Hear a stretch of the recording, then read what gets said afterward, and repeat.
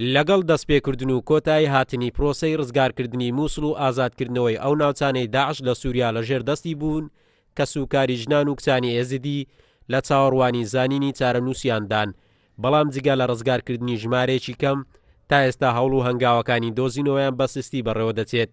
وەزارەتی کاروباری شەهیدان و ئەنفالکراوانی حکوومەت هێرێمی کوردستانیش داوا دەکات پەلە بکرێت لە گەڕان و دۆزینەوەی ئەوانەی تا ئێستا چارەنووسیان نادیارە. تاوانەکە ئەوە نەگەورەیە، ئەبوایە هەموو لایەنێکمان هەموو کەسێک هەمووی سەرقاڵی ئەوە بواە کە بەرەنگار بوونەوەیکی زۆر ئاشکرا هەبواە بۆ ئەو مەبەستە و بە دوواداچوونێکی زۆر گەورە هەبووە، بەڵام بارودۆخی کوردستان و عێراق وای کردووە کە هەوڵەکان بە پێی پێویست نەبێت.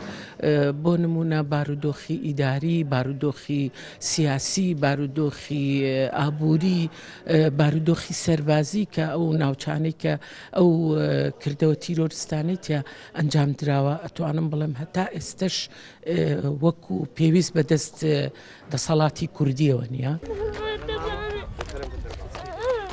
کێشە و قەیرانەکانی هەرێم و ئاڵۆزیەکانی نێوان هەولێر و بەغدا کاریگەری لەسەر هەوڵەکانی بەجینۆساید ناساندنی کەیسی ئێزیدیەکان کردووە لە دەرەوەی هەرێمی کوردستان. ئەنجومەنی باڵای کاروباری خانمانیش ڕایدەگەێنێت ژمارێکی زۆری ژنان و کچانی ئێزیدی ڕزگار کراون، بەڵام هەوڵەکانی ئازادکردنیشیان لە ئازداوا و چاوەڕوانی کەس و کارەکانیان دانیە. لە ڕێگای هەوڵە ناوخۆییە، هەوڵە کەسیەکانەوە یان هەوڵی گروپە و خێرخوازانەوە بەداخەوە ئەبێ وا بڵێن کچەکانمان ئەبێ بکڕینەوە، ئەویش بە پارەیەک کە زۆر جار پارەکان لە ئاستی توانای کەسایەتیەکان و کەسەکان نییە.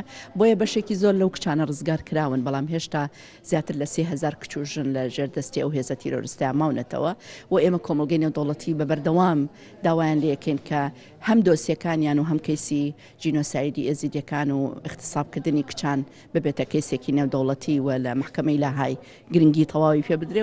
زیاتر لە 2 ساڵ تێپەڕ دەبێت بەسەر ڕزگارکردنەوەی شەنگال و ناوچەکانی دەوروبەری و دانیشتوانەکەشی تا ئێستا نەگەڕاونەتەوە شوێنەکانی خۆیان و ژمارێکی زۆریش لە ژنان و کچانی ئێزیدی لە دەستی داعش چارەنووسیان بە نادیاری ماوەتەوە. ئەوەی بۆ دانیشتوانەکەشی گرنگ بێت بە جینۆساید ناساندنی کەیسی ئێزیدیەکان و ئاوادانکردنەوە و ڕزگارکردنی کچ و ژنانە تا ئێستا لە دەستی داعش ماون.